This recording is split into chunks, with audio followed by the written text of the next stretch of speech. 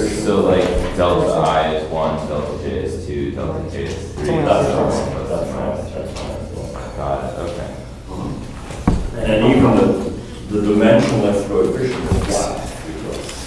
Well, yeah, it is. But like, yeah, so that's what we're like calculating. That's Right. Trying to find what those lambdas should be. Yeah.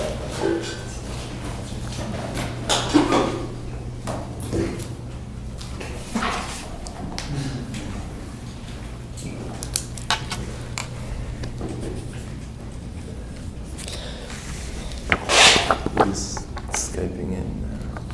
How much is recording?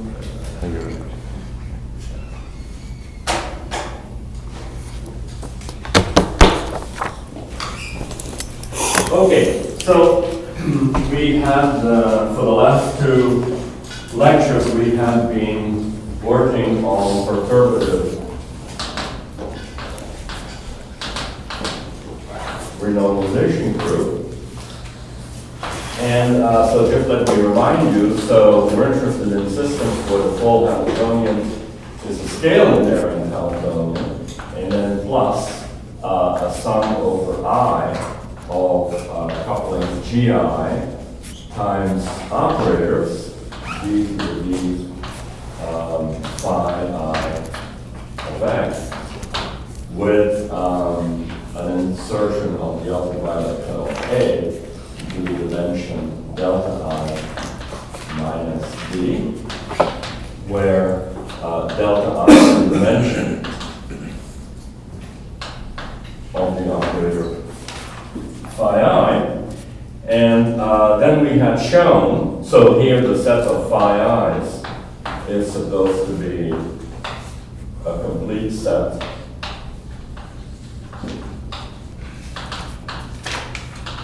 of local operators in theory.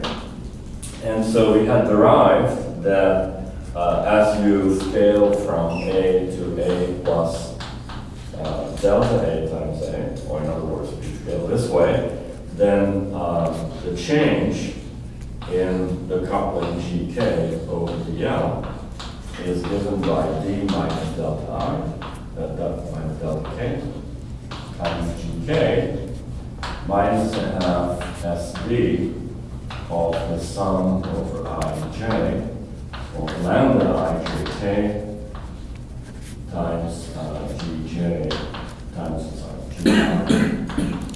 gj plus higher order terms. And where SD is the volume of the sphere, actually, you know, you can just redefine G to get rid of this factor. Okay? This factor is clearly not too essential. And then last time we had actually looked at phi-4 theory, or M4 theory. So where the Hamiltonian is given by an integral dk, I'm sorry, ddx of a half gradient of m squared plus t over 2 m squared plus b over 4. I forget whether it's 4 or not. And then minus b or plus b times m.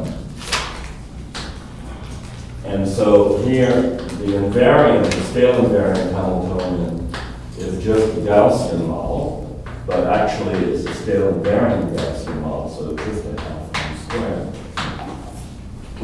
So this is scale invariant. And so that means that we're going to treat t, u, and v perturbatively. Okay? And so then, I guess there was a cap item here. So then basically I have, since we're only interested in terms of the type m squared, m to the fourth, and m, I'm going to sort of ignore anything with derivatives on, you know, as an operator in here. So we only look at these operators. So these operators are basically of the form phi n, where n is the nth power nth power of m, normal order in the sense that I had explained last time. Then we had shown, well, so I hadn't said, but these lambda ijk are the coefficients of the OPE. And so when you do this around free field theory, then the simplest one was simply phi1 of x times phi1 of y. And we had the identity times the Green's function here. And then plus phi 2 of y, let's say, or x plus. I had called it a z, I think. Z green x plus y 2. And so on and so forth. And so the Green's function here was equal to the Fourier transform, was given simply as a Fourier transform, e to the I k x minus y over k squared. Remember, this is the, we are expanding about the free theory with t is equal to 0, so this is just a k squared with the denominator. And then you can see by scaling that this has to be proportional to 1 over x minus y. And then the rest is just given by dimension. So it's given by b, let's see, sorry, d minus 2 times some number, which we don't really use. Okay. And so basically then, if we now are also after the OPEs of more general operators, then I have written that down last time. You can write this all in terms of the Green's function, which gives you exactly the right combination for the to reproduce the powers of the OPE. And so we have then this multiplication table, which I wrote down last time. Phi1 by phi1 is the identity operator plus phi2. And so the understanding is here, well, there's of course a coefficient here, g, but it's entirely determined by the OP and scaling variance, so we don't write it, and so on and so forth. So phi1 times phi2 is given by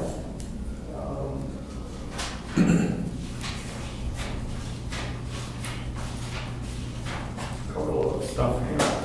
Phi1 by phi2 is given by twice the identity plus phi3. Phi1 by phi4 is given by 4 times the identity. Phi3, 4 times phi3 plus phi5.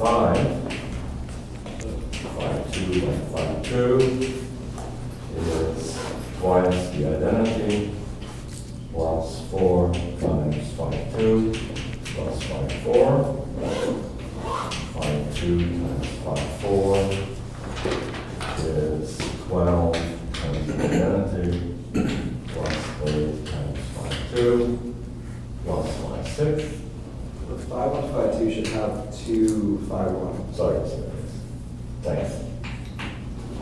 And then finally, phi4 by phi4 is 24 times the identity plus 96 times phi2 plus 72 times phi4 plus 16 times phi6 plus phi8.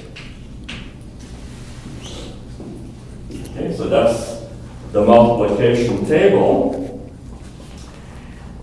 And now, in fact, having that, and also having the renormalization group equation written this way, okay, we can immediately identify, we can immediately write down the equations for this simply by picking up these various coefficients in the OP. So let me do that here. So the first one is dB over dL. Now, the only thing is that the way I wrote it down here, the correspondence should actually be that, for example, G associated with t is equal to t, first of all, divided by 2.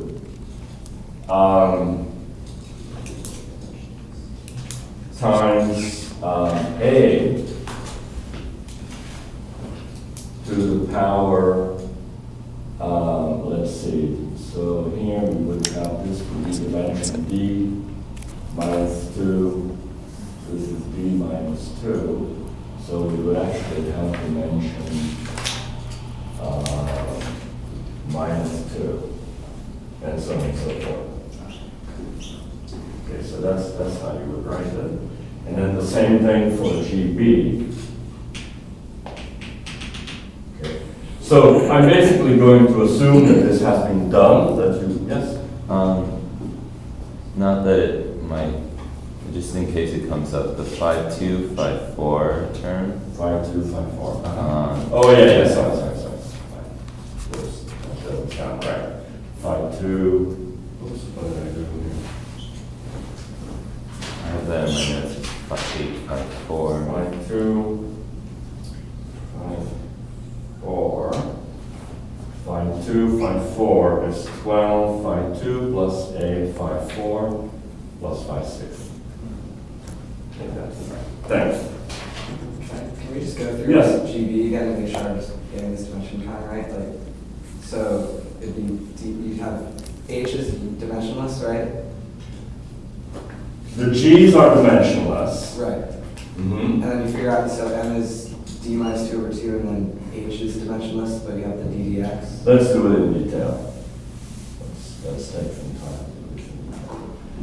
So, in D dimensions, the dimension of M is D minus 2 over 2. Okay. So that's in fact delta. So to each phi n, since it's free field theory, will have the dimension of n times the dimension of phi 1. The dimension of phi 1 is just this, so that's equal to n times d minus 2 over 2. Okay? So in particular, we need the dimension of phi 1, but we already have that. That's d minus 2 over 2. The dimension of phi 2 is d minus 2. And then the dimension of phi 4 is twice d minus 4.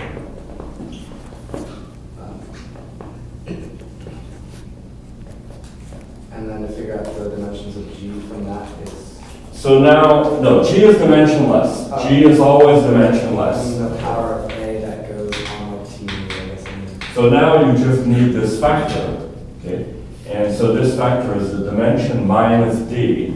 So in other words, we would have that t over 2, okay, is equal to gt times a.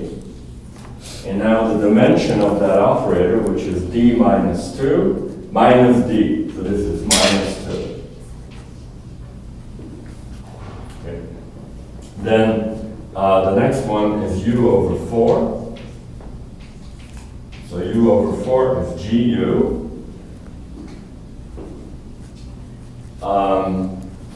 And then I have this dimension, which is 2d minus 4 minus d. So this is a to the d minus 4. And then finally b is gb times d minus 2 over 2 minus d. So that's equal to minus 1 minus d over 2.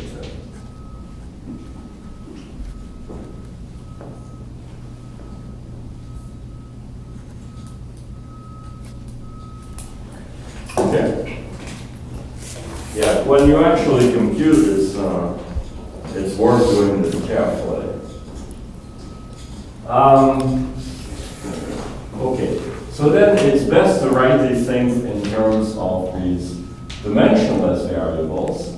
So for example, dg over dl, dgv over dl, that's given by,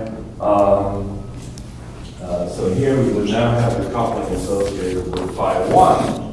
And so we're looking here for contributions to phi 1 of the product of other operators. Now, we're only going to do this to lowest order here. So we want to know in the OPE, where does phi 1 appear? Well, for example, it appears right here. That's the first one.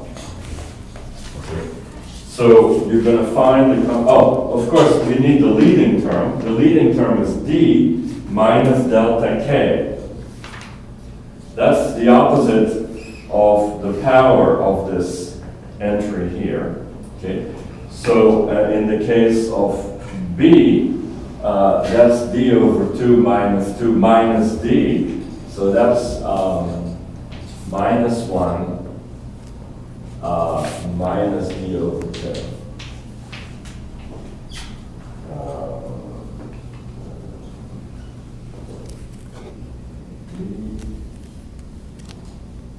The opposite of it, sorry.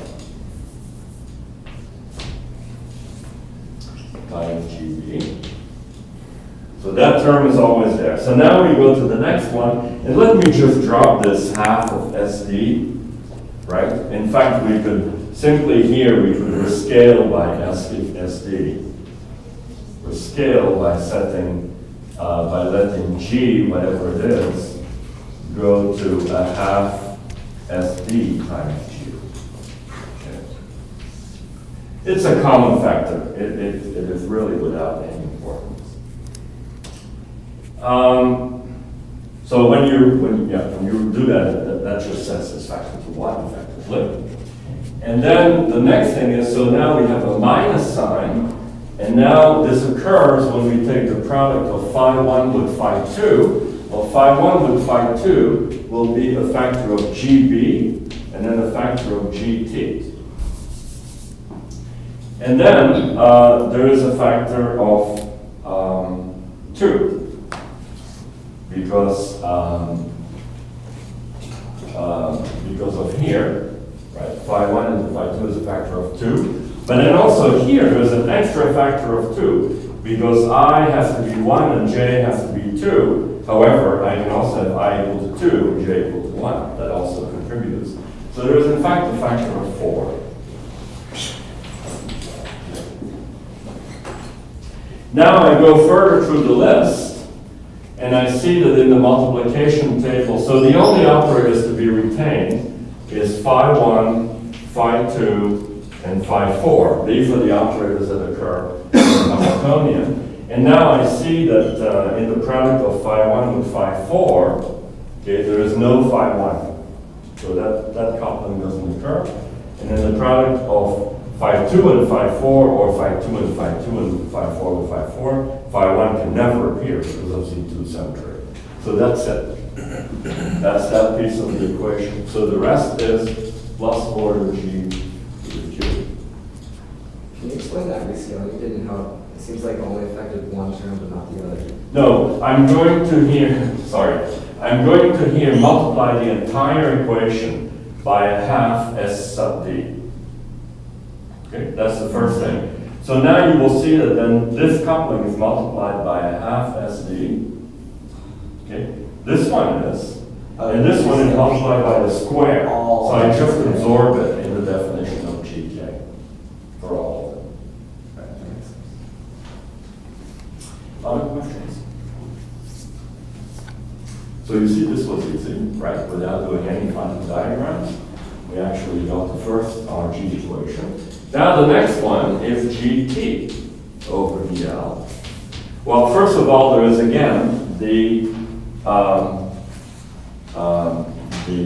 order 1 term. So that's D and then minus D minus 2, so that's just 2. So 2GT.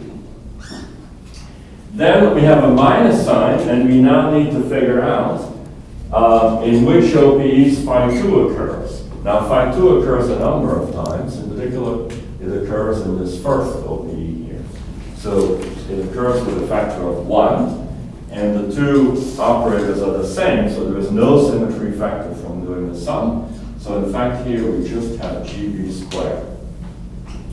So this is from taking phi 1 with phi 1. Now if I take phi 1 with phi 4, that does not give me anything. If I take phi 1 with phi 2, that doesn't give me anything either. So the next possibility is phi 2 with phi 2. Oh yes, that gives me a phi 4. And they're the same operator, so there is no factor of 2 from the sum, but there is a factor of 4. So there is here a minus 4 times g t squared. But that's not the end of it, because phi 2 also occurs here. So here there is a factor of 12, but there's also a factor of 2 from having the two operators being different. So there's a 24.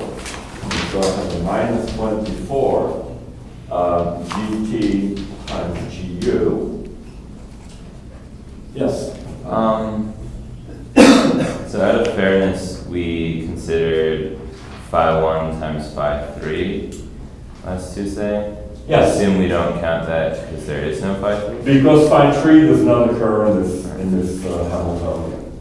You could put it in. I mean, you know, there's absolutely, in fact, since by putting in B, I really have broken the symmetry, in some sense it would be natural to put it in. Okay. But we just don't because I it didn't. doesn't show up. But, well, it just makes the equations, in the end, we're mostly going to set GB to 0 here. Okay, and then we would have the symmetry. So in a sense, putting GB not equal to 0 is an illustration of what would happen to an operator that breaks the Z2 symmetry. So actually, you could really put this in with an arbitrary. But yeah, if we set GB equal to 0, then dGB. That's right. Setting GB equal to 0 will be a consistent thing to do, and that's a consequence of the symmetry. I'll come back to that in a second. But it's a good point. It's a good point. So you really could put in m to the q. Absolutely. Let's see. I'm not finished here because, in fact, phi 2 also occurs in here. So I have a further term, which is minus 96 times gu to the square. But that's it. That's now correct. Plus 4 gu. Okay. Well, we're almost there. So let's do the last one, gu over gu. So now this is an important coefficient.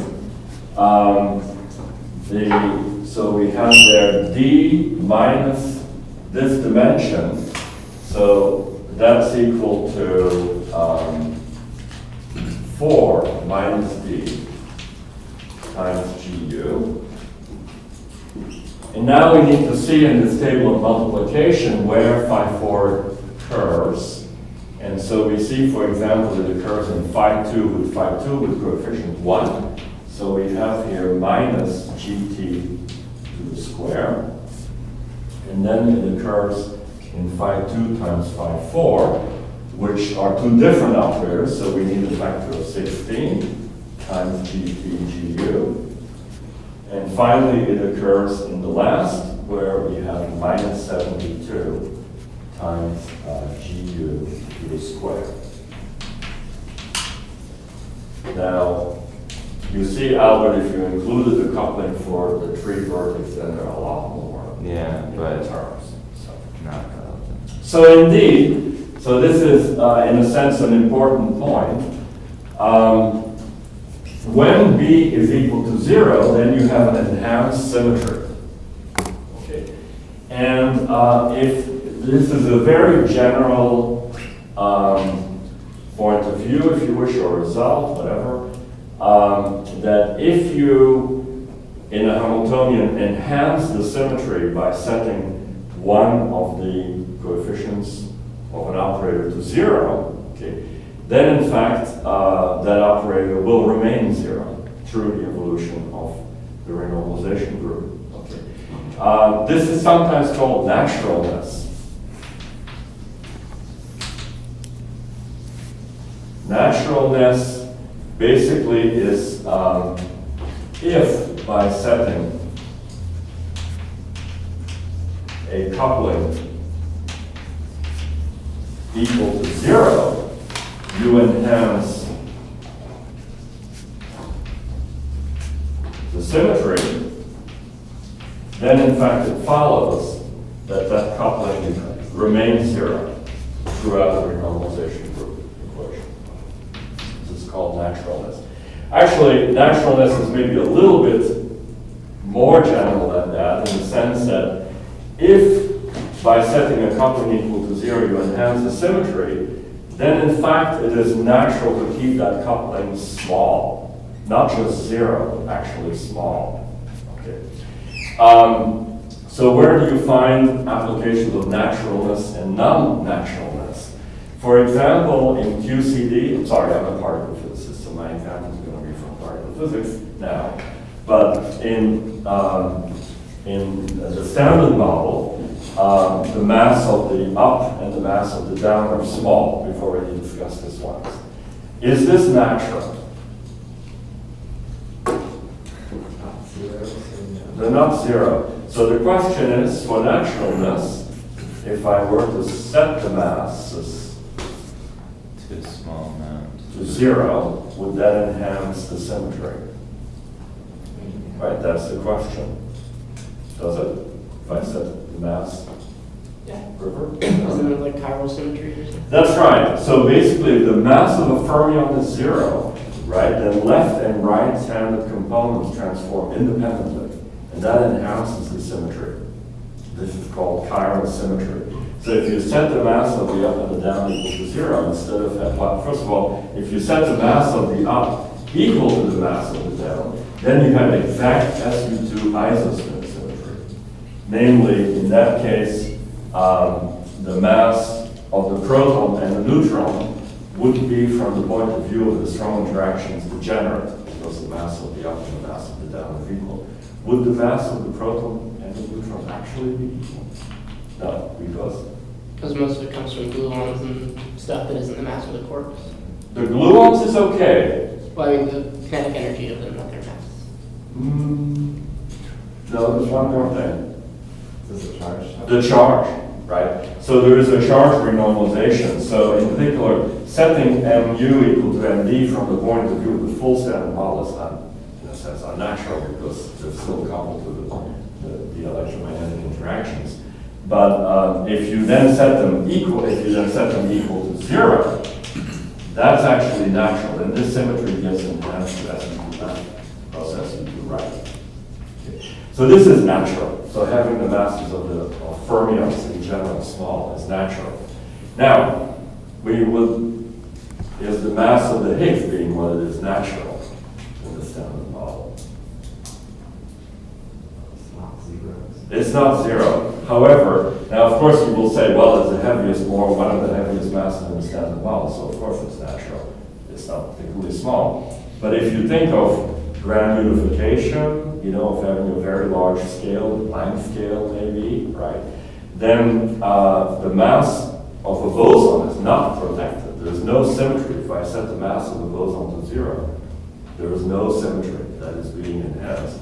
So it's actually unnatural to have the Higgs light, which is why having the Higgs light in the presence of much larger scales is generally unnatural, except one exception.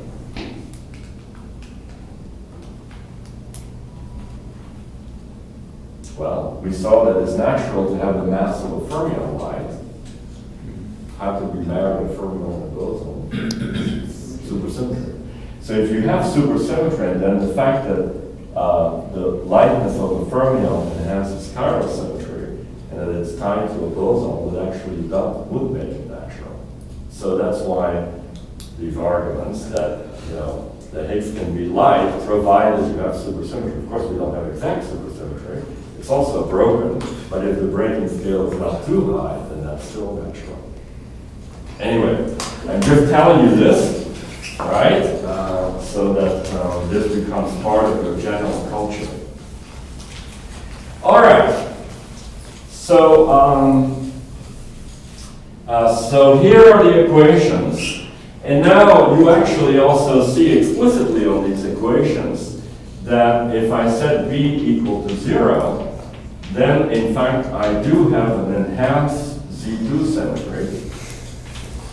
So that means that if B is equal to 0 at a certain point, then actually the renormalization group should keep it equal to 0. And in fact, we see that that's true, because you see that this is proportional to GB, to GB, to GB. This is all proportional to one another. So it is consistent, the whole equation is satisfied with GB. So That's dictated by symmetry, because this equation, the entire equation is R under Z2. Okay. So if I set the only field that I have, which is R, the only parameter B to 0, then this equation is automatically satisfied. It's the result of symmetry. Okay.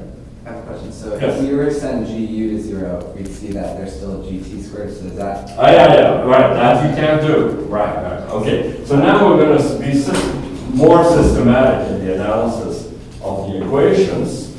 Okay.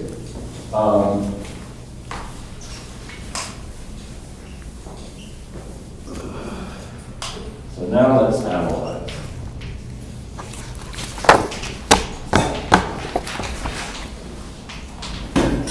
Okay, so first of all, remember that we actually started with a Gaussian fixed point.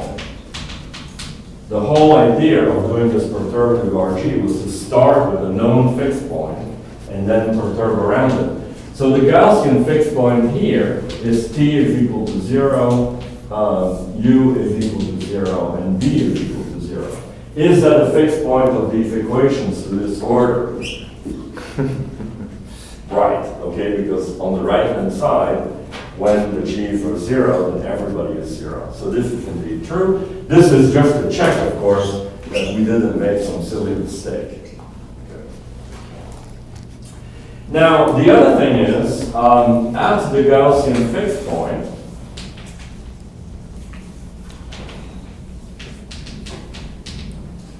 remember that we had made the distinction between operators becoming relevant, marginal, or irrelevant. So let's look at these operators. So at the Gaussian fixed point, let's look at the operators phi m. We'll look at all of them, not just the ones in the Hamiltonian. Well, what is their dimension?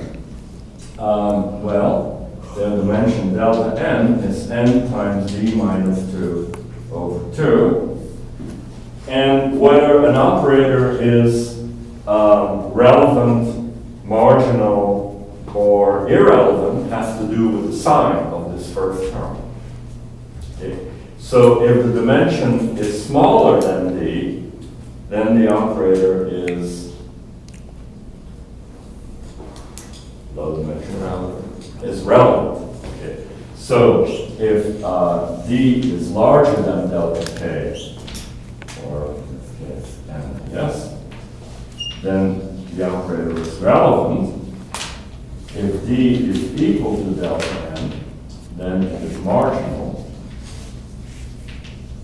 And finally, if d is less than delta n, then it is irrelevant.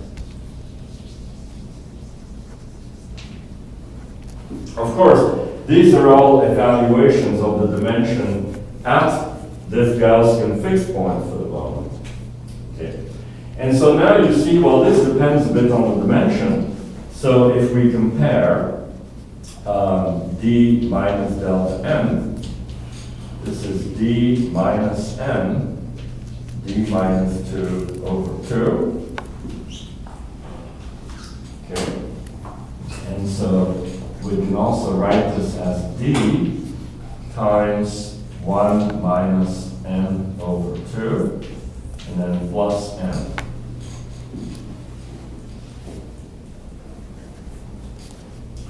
So now you see that in any dimension, if n is equal to 1 or 2, okay, this combination is always positive. So the operator is always relevant. So in particular, the b term and the t term are always relevant. And the last term, the u term, here n is equal to, so let me just write it in the corner here. so if n is equal to 4, then we have, this is minus d minus d, so we have minus d plus 4. So we see that if things depend on the dimension, if d is less than 4, then it's relevant. If d is larger than 4, then it's irrelevant. So something happens at d equal to 4. This is of course not mu. This is simply simply has to do with mean field theory. Beyond, for d larger than 4, this operator is irrelevant. And so you actually see that the Gaussian theory is then, in a sense, exact, which is what we have seen before. Any questions?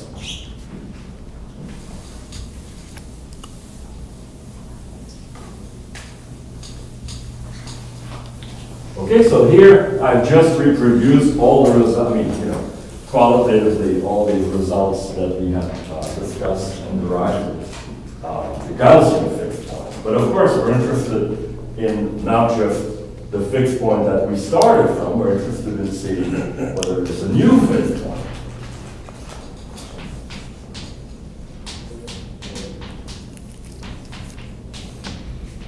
Is there a new fixed point? Well, the equations are rather complicated, so let me start by setting GB equal to 0.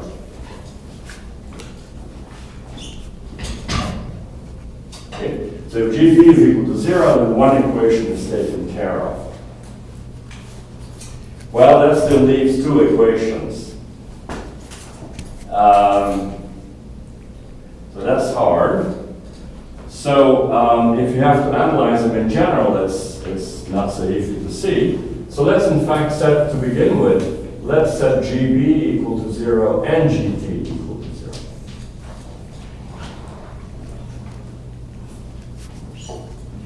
If GT and GB are 0, then in fact you see that the second equation is also satisfied. Okay. How about the last equation? GB squared. Hmm? There's a GB squared. Yes, good, you keep me honest, very good. So basically, that means that dGT over dL is proportional to GU squared. Let's store this information for the moment.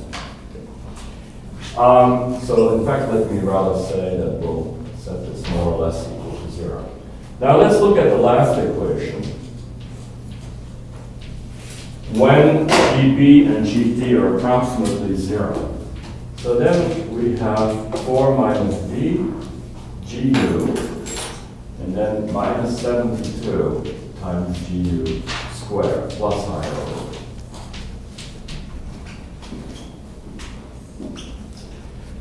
So to find the fixed point, we want to set this equal to 0.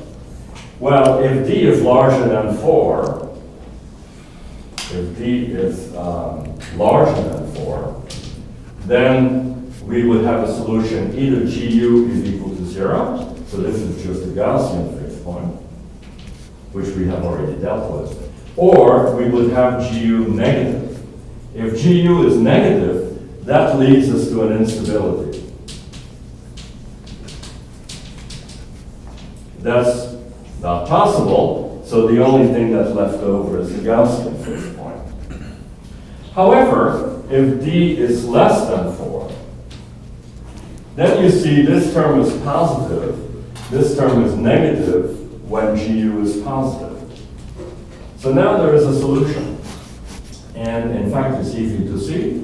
There is, of course, always GU is equal to 0, but that's just a Gaussian fixed point. But there's another fixed point, which we'll call G star on U, and which is given by 4 minus D over 72.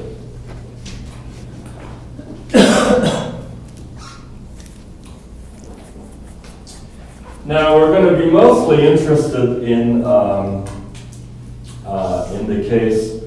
Remember that from very general considerations, we were always in dimension between 2 and 4, 2 being the lower critical dimension, and now we've also seen 4. So typically we're going to be, D is equal to 2 is a two-dimensional Ising model, it's solved, and so on and so forth. So we're not so much interested in that. On the other hand, for D is equal to 3, this is the 3D Ising model, and that we are interested in. So the idea is that, D is equal to 3 is sort of a finite distance away from D is equal to 4. However, if we write the dimension as 4 minus epsilon, and think of actually leaving the dimension as a real parameter, then G star of U is equal to epsilon over 72 to leading order. So if epsilon were actually small, this is the full equation to leading order in epsilon. And so the idea of the epsilon expansion is actually to take this expansion in powers of epsilon seriously as a way of extrapolating from epsilon equal to 0, which is a Gaussian fixed point, to epsilon equal to 1, which is where we want to be. So, does this work? Well, yes and no. Essentially, here we have only computed the leading order, but people have actually computed higher orders up till epsilon to the 5th, in fact, which are huge calculations. Okay. Now, this series is not convergent, like most interesting, recursive series. Nonetheless, it works. Okay. In fact, this epsilon expansion works fairly well even to leading order, as we will see in a little bit. But isn't the DDL already a problem? Right. Okay. I mean, that was my next question essentially. So let's assume that we're interested in epsilon either small. So we're actually interested in epsilon less than 1, but in a sense, we really want to go to epsilon equal to 1. Okay? Now, fortunately, somehow nature has been nice here, because G star of U, if epsilon is equal to 1, would be 1 over 172. That's a fairly small number, right? Not too much worse than the fine structure constant, for example. So actually, Gu star is a small number. So as a result, you're not going to be able to set GT equal to 0. But the question is, can I set it small? So what happens to GT?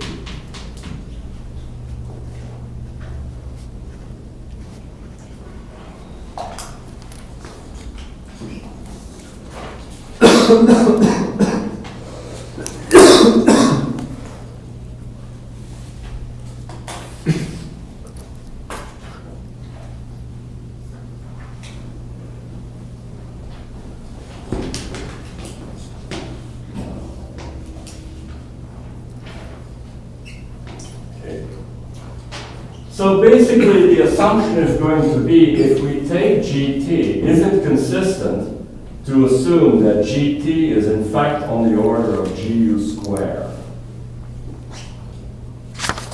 Remember that we did a truncation here, right, which ignores higher order terms. So in other words, can we assume that the coupling GT is going to be like GU squared? And then can things be, essentially ignored here? And let's see. Right.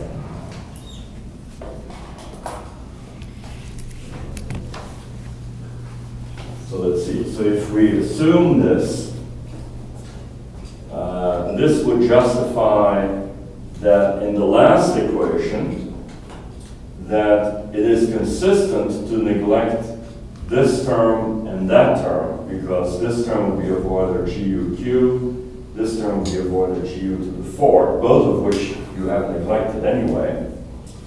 And then in here, we have set GB is equal to 0, and we would have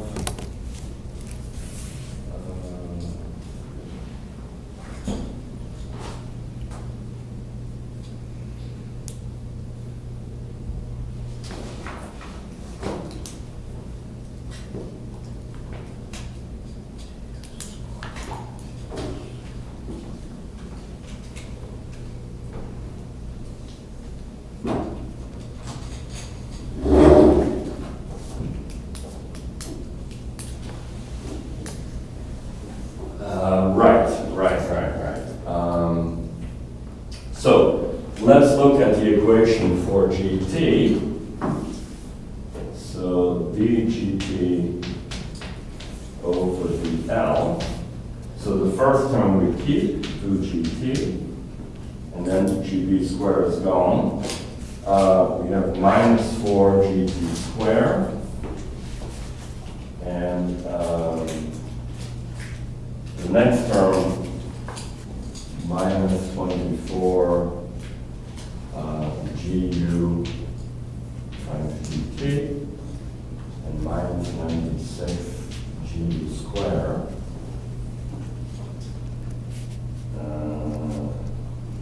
So the question is, if we assume that G star is near this fixed point,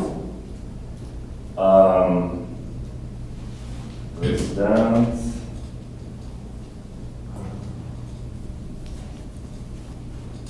allow you to solve for GT? So we want to set this equal to 0, provided GU is sufficiently close to G star U. And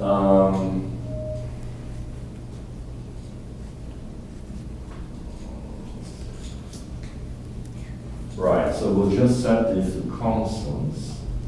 So the equation is 2GT minus 4GT squared minus 24 GU star GT minus 96 G star squared is 0.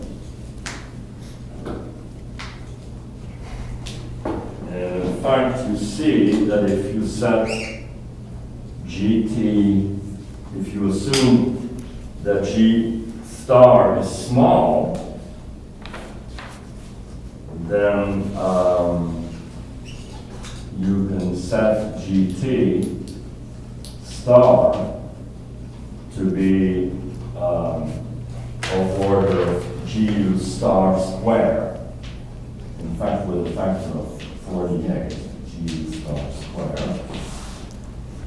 Okay, so that takes care of these two. And then you see in between here, GT square will be of order G star U to the 4th, and this will be of order to the cube. So that's a consistent, more or less, more or less consistent approximation. And this thing is of order, if we now compute this thing is of order epsilon, and then, let's see, 72, so that's equal to 4/3, so it's 108 epsilon squared. And that's small. If epsilon is small, or actually even if epsilon is equal to 1, this is still a small number. If I substitute this back in here to look for the correction terms, we're going to have terms of order epsilon to the 4 and epsilon to the cube. So this is a consistent, sorry, I was a little bit slow in getting this, but this is in fact a consistent approximation to this problem, and so we see that G star T is equal to, so let me write it correctly, it's epsilon, and then epsilon squared over 1 over 8. Okay, now, needless to say, you can, in principle, if you have the higher order terms, the G cubed terms, you can improve on this in a systematic expansion in powers of epsilon, and people haven't indeed done that. And so this gives a consistent solution to the renormalization group equations. And for epsilon positive and small, this is a new fixed point.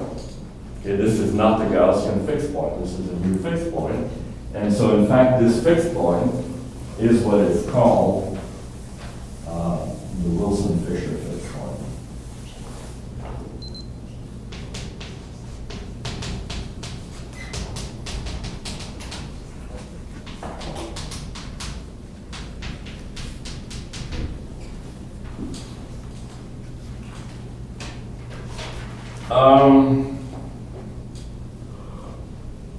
Any questions? Yes? In the GT star, did you just solve that quadratic equation that you had earlier? To get like the GT star is equal to 48 GU star squared. Yeah, oh, I erased it, yeah. So we had 2 GT, right? And then we had minus 96 GU square, right?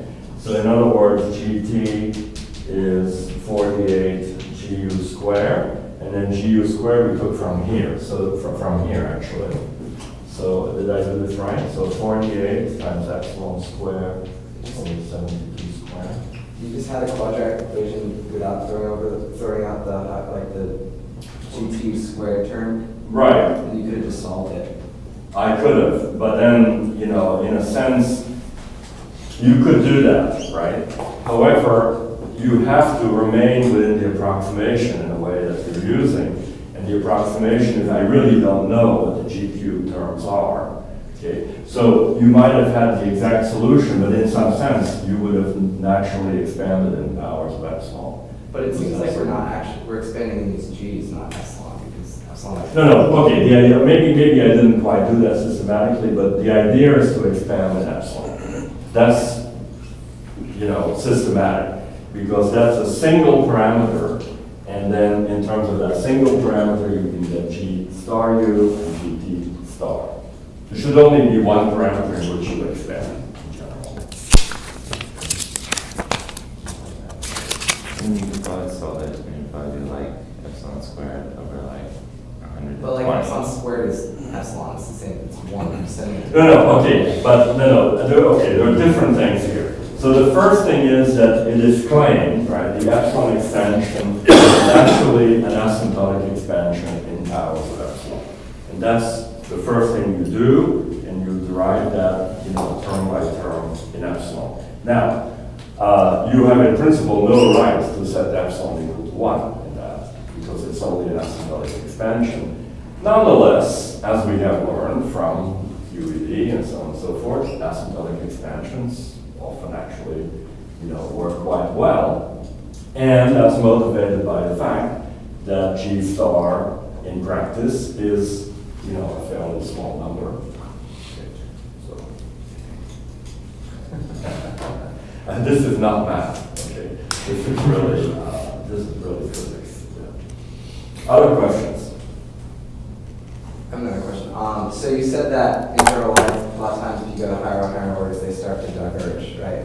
And is that because the coefficients, basically the lambdas, would start to diverge? So you, like we're expanding G's? Yeah, it is, because what you can sort of see on the multiplication table of the phi's, right? That this is combinatorial, right? So the higher power, I mean, the more times you have to do this, you know, the more powers you have. Of course, when you do this in practice, usually, you know, the coefficients of m square, m to the 4th, you pick them to be factorials, the natural combinatorial factors. So then it looks in the beginning, it looks a little bit better, but ultimately you get that same combinatorial divergence that is sort of inherent in the rules of the OPE.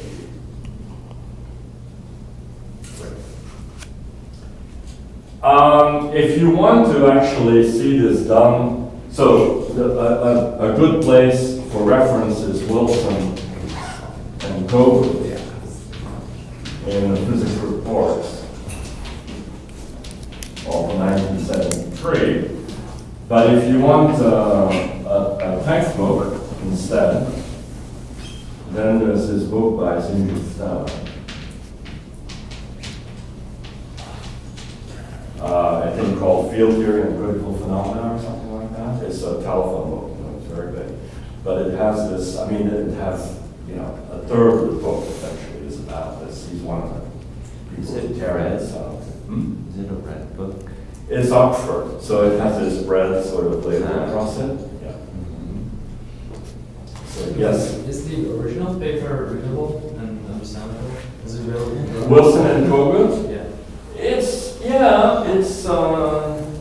It's pretty understandable.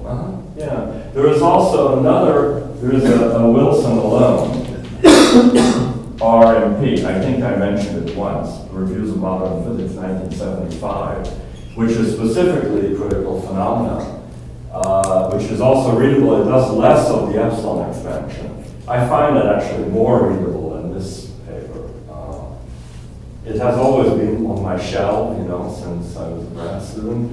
I always read sort of bits and pieces of it, but it's readable with effort, but it's readable. It's 2. So let's take a 5-minute break.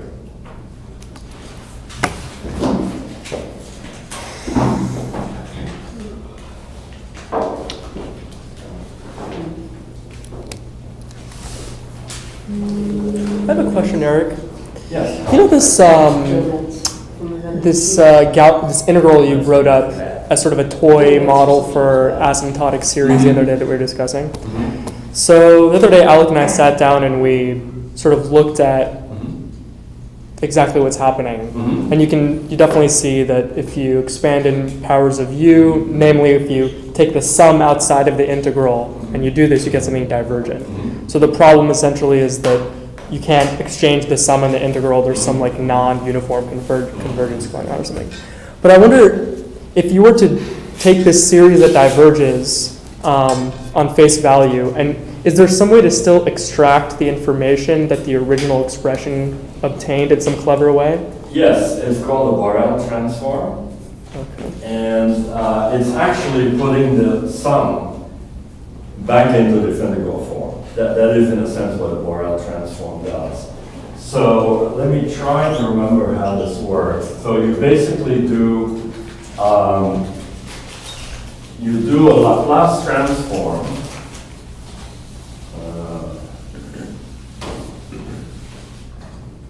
How does this work again? So if I have n factorial x to the n,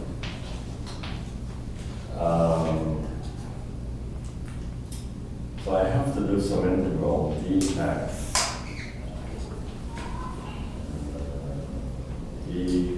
I don't quite remember whether it's t over x or x over t. I think it's probably t over x. Let's try it out.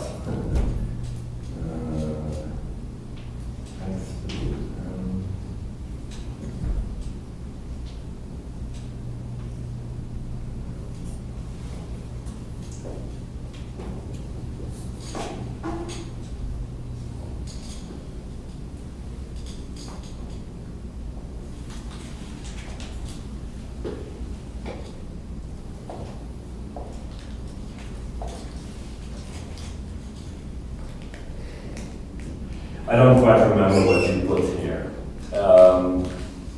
Maybe there's a second term in it or something, but it basically is a way of returning to the original, integral formula, which is manifestly convergent and lowers the how do we do this again?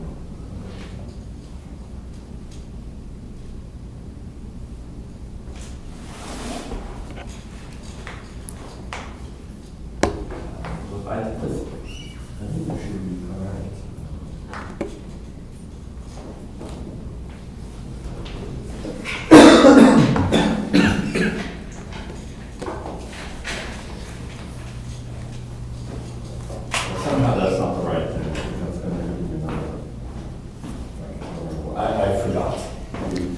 The thing I'm most curious about is, well, it's in that case, it seems like the information in the original expression is somehow still hidden in this series. That's the claim. So, but I wonder, if there's some sort of a uniqueness in going backwards or not, Right. because then, I mean, you could sort of say, well, maybe there's multiple ways of making this converge, and so. Right, there is, because so this transform, there is a transform. It's like a Laplace transform. It's called Borel transform. Okay, and so it's given by an integral formula.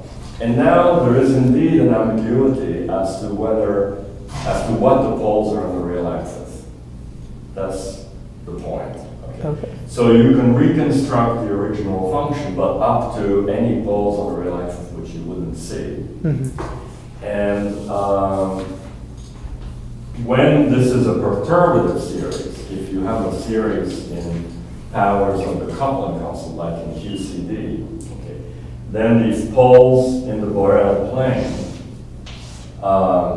there can be poles on both sides, for real, either positive or real or negative value.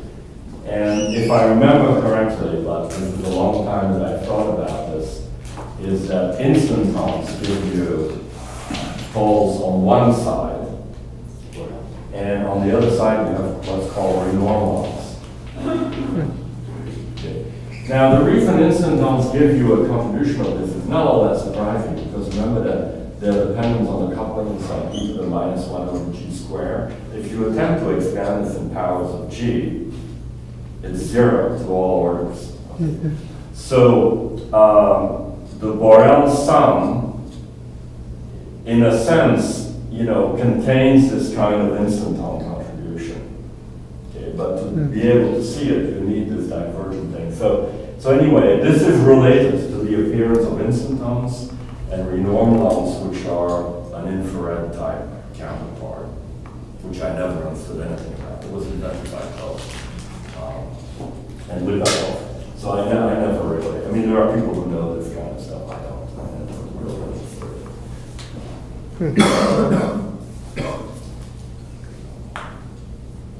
There are other techniques. If you have a sum like this, or something called Ade or something. I also don't know that much.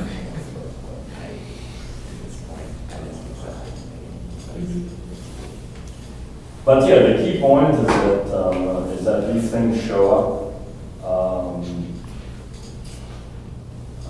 even in ordinary integrals, right? And I mean, the instanton again, the fact that an instanton shows up here is not all that surprising, because remember our theory contained 5 to the 4 and 5 squared, right? So in particular, it contains a potential of this type. So what's an instanton? An instanton is a saddle point when you determine the potential around. Okay. So it's a minimum of so the instanton corresponds to doing some sort of saddle point approximation of this. Okay, so it's, all of these things are sort of related to asymptotic behavior, large G.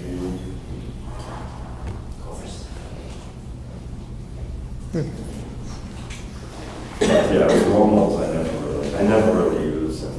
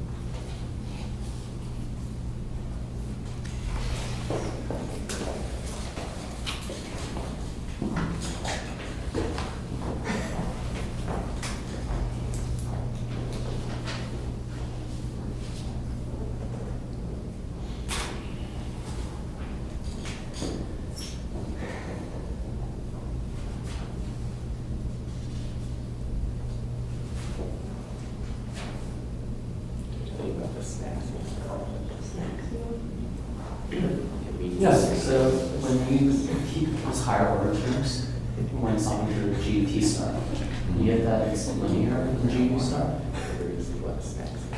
If you keep the higher order terms, you mean here or? Yeah. Mhm. Then when you solve the quadratic equation, you get that it would be linear in GU star.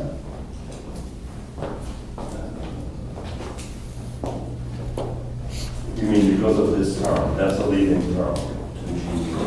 T. Yeah, Yes. GT star would be linear in GU star. Yes. How do you reconcile that with the square dependence we find? No, that's it, right? T is like GU star squared. But that's what we have, right? One if epsilon field Because magnitude. when you keep higher order terms there, you get that it's linear in GU star.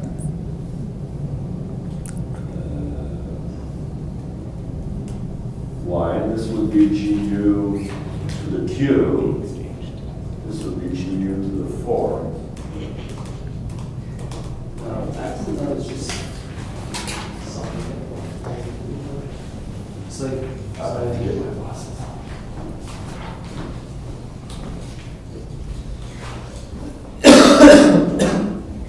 just solving this equation, Okay. So the 2. maybe something like this. That's not linear in GU star. Yeah, but then the figure is a minus sign, so it cancels this part. So you have to pick the branch that has the right, positivity property. Right. Yeah, that's right. So if you solve it that way, that's right, then you will see that there's a linear part, then there's another square root which has the same behavior without the same. I don't follow your policy.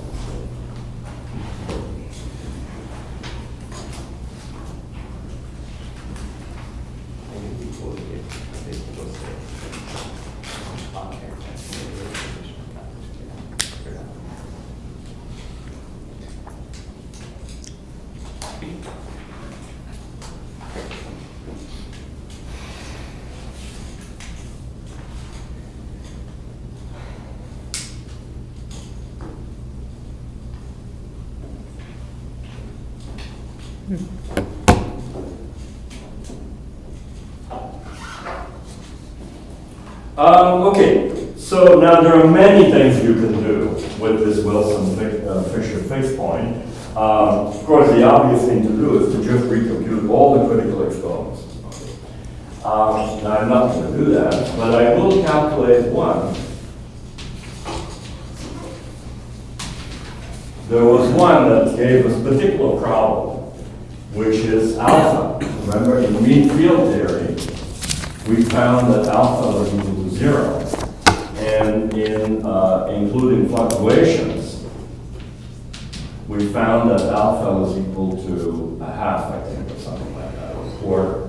And neither of them are very good, because experimentally, one finds that alpha is between 0.1 and 0.2. And also, numerical simulation of the three-dimensional Gaussian model tells you that alpha is not 0. It's 0.1. So, I'm just going to look at this critical exponent, not the So how can we get this critical exponent? Well, there are various ways, but I think maybe the easiest one is to use the Josephson identity between critical exponents. And that tells us that alpha is equal to 2 minus nu times d. So that means we need nu. But remember nu, we had, written out all critical exponents in terms of yt and yb. And so nu was equal to 1 over yt. So if we put that all together, that in fact will give us, if we can compute yt, then in fact we can compute what alpha is. So how do we compute yt? Well, yt is the dimension, is the scaling property of t. So now let's see what the scaling properties of T are. Sorry, I guess YT here, yeah, it's the same basically. You just look at the scaling property of GT, but we want to look at this near the Wilson-Fisher fixed point. So we want to look at it when G star U and G star T are given by these values. Okay, not the Gaussian fixed point anymore. Well, that's not too hard because in fact the equations are still on the board. So dg over dl is equal to 2gt, and then gb is equal to 0. And then we have to linearize this contribution here around the fixed point. So this will give us minus 8 times gt star times gt. And then, so we also have this piece here. So we're standing this equation around the fixed one? Yes. We linearize, when you want to find the scaling behavior near the fixed point, right? You just linearize the behavior near that point. So that's what I'm doing just for this equation. We only need the critical behavior, the scaling behavior of gt to determine yt. And so gb is 0, and then this I linearize, and then this I also should linearize. So this is minus 24 gt times gu star.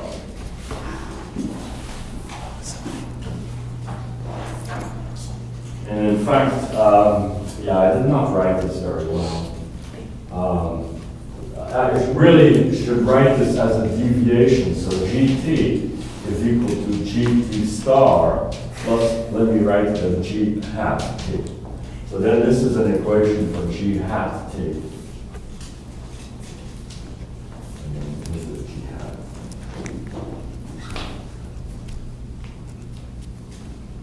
Okay, so now I need to combine this. Oops.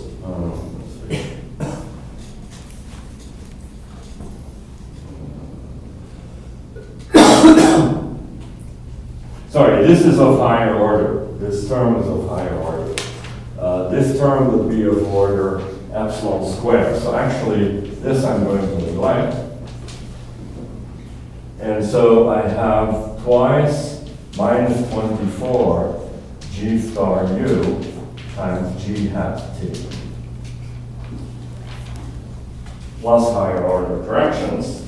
And so this quantity, this is yt. This is the critical exponent for t. So, in fact, we can compute this now. So, yt is equal to 2 minus 24. G star u is equal to epsilon over 48. Over 72. So, in other words, this is 2 minus epsilon over 3.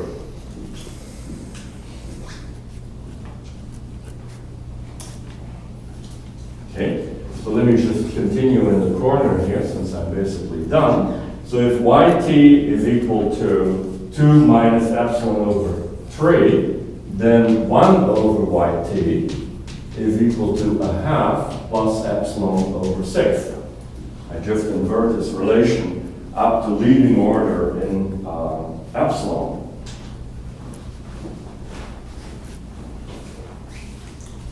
Sorry, except that I didn't do that right.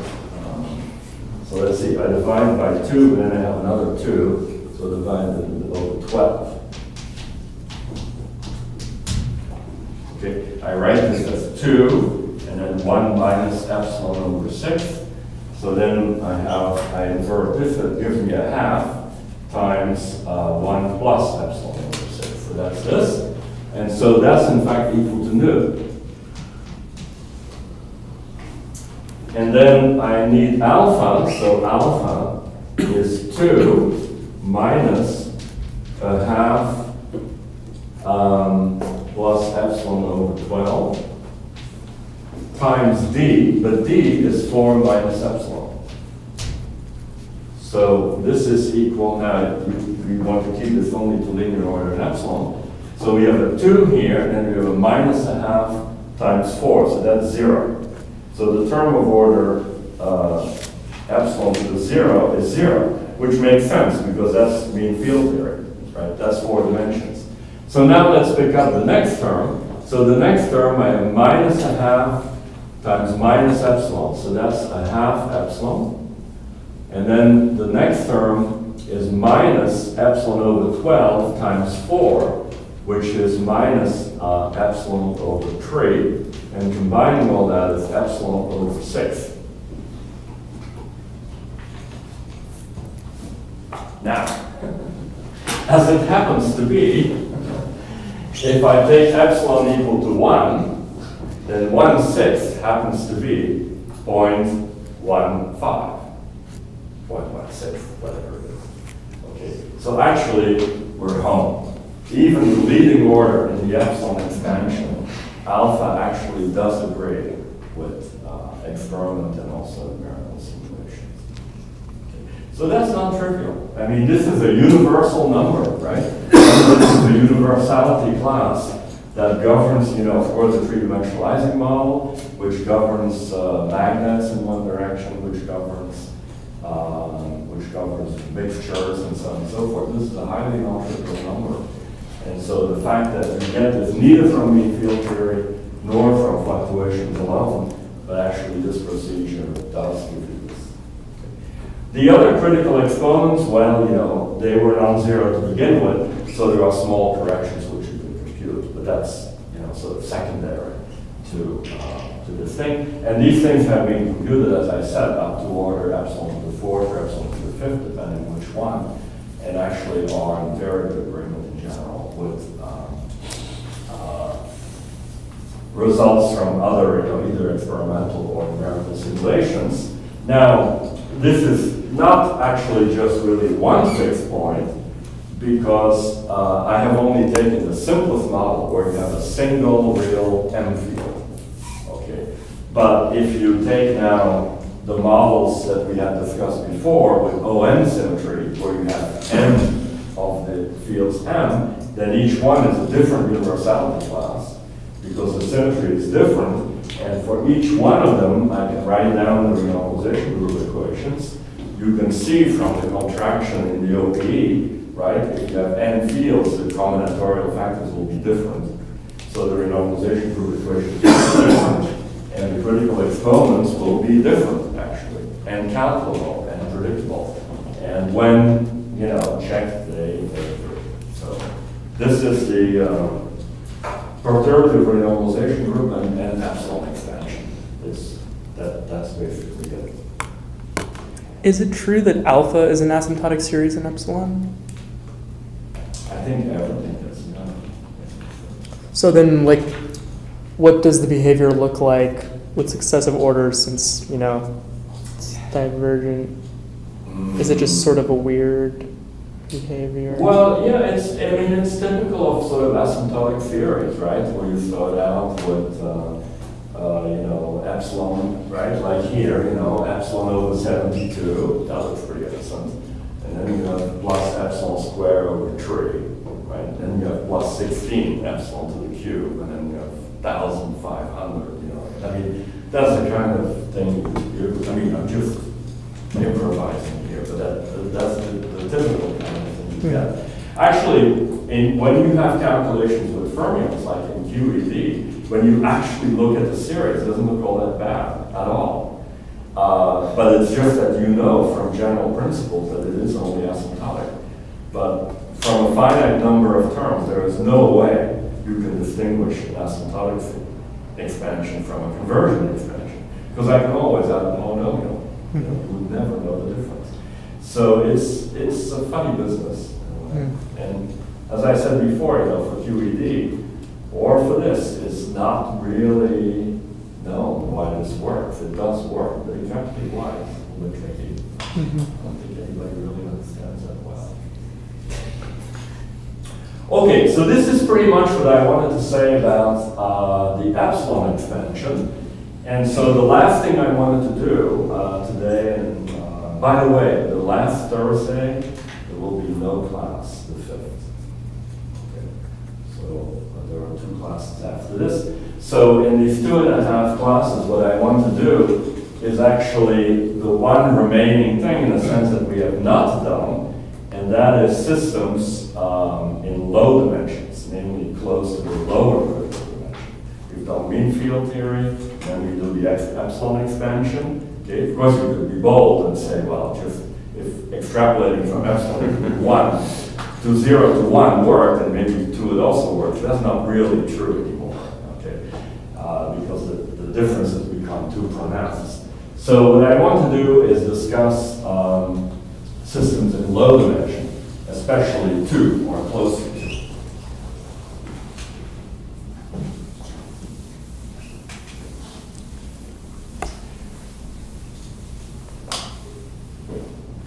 So of course I'm going to do this with the help of a few examples.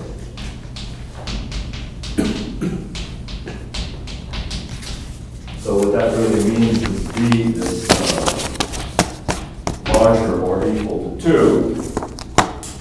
And so mean field theory is certainly not valid there, not good. Sure. Yes? Can I ask a little question? Yes.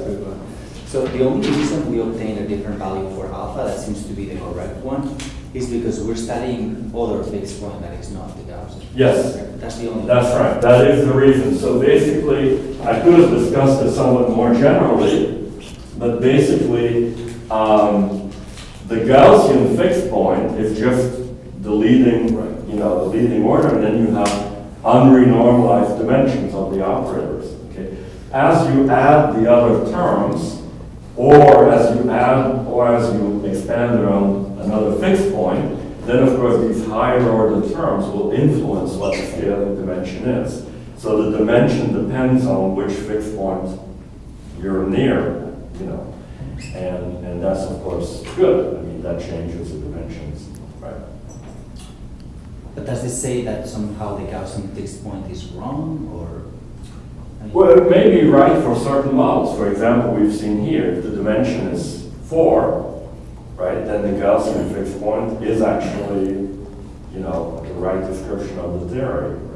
Okay, and this has to do with things like what's called triviality of 5-4 theory, for example. If you write down 5-4 theory in 4 dimensions, is it actually interacting or is it secretly trivial? Well, it's secretly trivial for this reason that actually things decouple. So it all depends. It depends on the dimension. Right? For certain systems, the Gaussian fixed point will in fact be the right one. Okay. So low-dimensional systems. So mean field theory is not applicable. The epsilon expansion in general is not very good. And so, on the other hand, in 2 dimensions, there are things that happen that didn't happen in higher dimensions. For example, D is equal to 2 being lower critical means that somehow, when D was larger than 2, we could have spontaneously broken symmetry, and hence Gaussian bosons. And so when D becomes equal to 2, somehow these things must disappear. Right? In 2 dimensions, remember, there is in fact no spontaneous breaking of a continuous symmetry, so something must happen near 2 dimensions. And the thing that will happen most critically is actually to Gaussian bosons.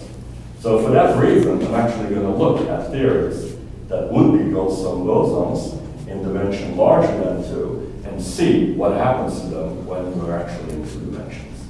Okay, so that's the most interesting game because it's going to be the most significantly 2-dimensional. So the 2 models we're going to look at is the so-called XY model, okay, which is related to the Coulomb gas. This is now strictly in 2 dimensions, which is also related to Sine-Gordon theory. And the second one will be the nonlinear sigma model in general. So both of these are models of Gaussian bosons. For the nonlinear sigma model, we had already seen that, right? Remember, that was the effective action or the effective Hamiltonian for Gaussian bosons in general dimension. The XY model or the Coulomb gas is actually just a case where you have one Gaussian boson. So it's the simplest case. I'm going to start with this, and then we'll go on to more difficult pastures. So what is the XY model? I have no idea, by the way, why this is called the XY model. Probably because it's in 2 dimensions. So what is this? Well, this is basically the model where we have 2 fields, M1 and M2. And so remember that then if we have spontaneous symmetry breaking, then at the minimum of the potential, there is only a single Gaussian boson that remains. So you can either approach this from the continuum, or you can approach it from a lattice. Let me do both. So from a lattice point of view, we would have a sum over lattice points, x and x prime, which are nearest neighbor. And then we would have a coupling, and then we would have the cosine of theta of x minus theta of x prime. Okay. And actually, most of the time, I'm just going to absorb the temperature in here. The temperature is not essential. It always combines with the other couplings. A way you can think about that is if you're at points x and x prime, which are nearest neighbors. So we have 2 fields. Remember that in the broken state, the sum of the squares is equal to a constant. So they're essentially like unit vectors. So you can think of this as a vector nx in the plane, and another vector nx prime in the plane. And so this interaction is the same thing as the inner product of nx times nx prime at neighboring sites. So it's a very simple spin model. Each degree of freedom on each side is simply a planar rotator, and then the Hamiltonian is simply the inner product of these unit vectors of the rotators from on nearest neighbor interactions. So that's called the XY model. So it's a lattice model. So what is its continuum version?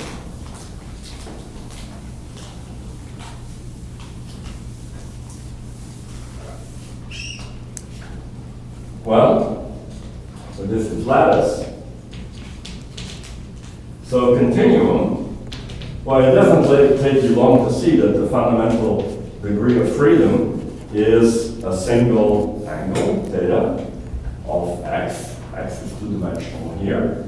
And so if we take the approximation that the vectors don't vary all that much from one side to another, then we can approximate the cosine by simply the quadratic part of it, right? So a half of theta of x minus theta of x prime. So it's a quadratic problem. It involves differences. As you make the lattice spacing smaller, the distances get smaller, this becomes a derivative square. So the continuum version of this is a Hamiltonian, which is the integral in 2 dimensions of the gradient of theta to the square. And there is a number in front of it, which I'm going to call a half k. K will summarize j and beta in whatever the lattice spacing is. Now, Why is it second derivative? Like, why is it when you explain because the cosine, right, there's no linear term. When I expand, so I expand when theta x is close to theta x prime, right? Then there's no linear term, there's only quadratic term. The rest I'll simply neglect.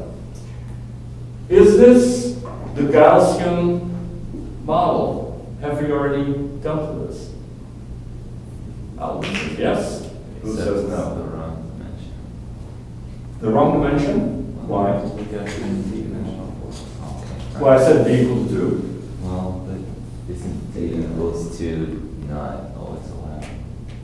Like, Well, that's right. I mean, ultimately, there is a problem with this, right? Remember that the correlation function blows up in 2 dimensions at long distances. So this is not going to be a Goldstone boson, but we're going to find out what it is. But I can certainly write it down as a field theory. So my question is this essentially the same model that we just dealt with, but in 2 dimensions? So algorithms. no. Okay, well, that certainly compensates your earlier vote. And in fact, the answer is, I say yes. Yeah, that's what I thought. Sorry, answer to what? I mean, what is exactly? is it the same model? Is this a Gaussian model, just happens to be in 2 dimensions? Is it the same theory that we treated before? What's the masses? Well, dimension of the parameter is infinite. The field is like on a compact thing, so. That's right. That's the difference. You see, before, the field M could range from minus infinity to plus infinity. But here, by the very definition of where this came from, okay, this object is actually invariant on the shift of theta by 2 pi. Okay. So in fact, the field is defined, theta is defined as a circular variable. So in other words, theta really ranges from 0 to 2 pi, and 0 and 2 pi are identified. Okay, that's what it means to have a planar rotor in it. Now you will say, well, I can just scale this out, the 2 pi. I just multiply by some number. Yes, but then you change its color. So you actually can get rid of both. You can get rid of 1, you can make 2 pi, you can make it 5 pi, but then I need to change this k here to have the same theory. Okay. So in fact, it is, in a subtle way, not quite the same thing as the Gaussian model. So now we want to analyze this.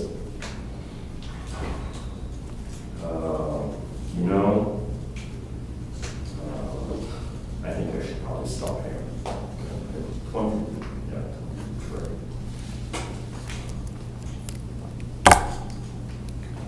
Yeah, let me stop here because if I go home and I have to go home more now.